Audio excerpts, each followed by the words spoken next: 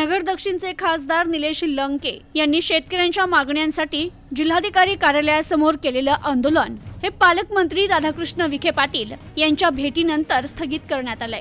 अहमदनगर जिल्हाधिकारी कार्यालयासमोर खासदार निलेश लंके यांच्या नेतृत्वाखाली जन आक्रोश आंदोलन सुरू होतं। शेतकऱ्यांच्या दुधाला आणि कांद्याला योग्य भाव मिळावा या मागणीसाठी हे आंदोलन 3 दिवसांपासून करण्यात आलं होतं। पालकमंत्री तथा दुग्धविकास मंत्री राधाकृष्ण विखे पाटील यांनी हमी भावाचं आश्वासन द्यावं अशी मागणी आंदोलकांनी केली होती।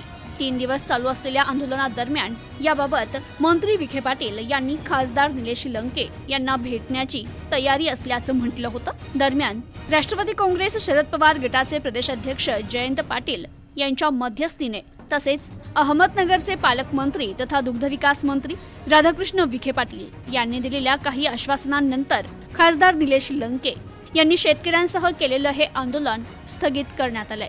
तर या आंदोलनाला भेट दिलेले दुग्धविकास मंत्री राधाकृष्ण विखे पाटील बोलताना म्हणाले, दुधाच्या दरासंदर्भात मी सभागृहात निवेदन केलं असून आता त्यासाठी पुन्हा मी बाहेर निवेदन करणं योग्य ठरणार नाही। असं असलं तरी याबाबत सभागृहात काही फेरविचार करण्याबाबत विचार करू असं ते म्हणाले। तसेच याबाबत जे काही निर्णय आहे ते एका दिवसात घेता येणार नाही। खासगी दूध संघाने संकलन बंद केल्यास अडचणी येऊ शकतात। आंदोलनकर्त्यांच्या मागणीशी सरकार सहमत असून मागण्या पूर्ण करण्याकरिता थोडा वेळ लागणार आहे आणि तितका वेळ खासदारांनी दिला पाहिजे अशी विनंती मंत्री विखे पाटील यांनी आंदोलनकर्त्यांना केली।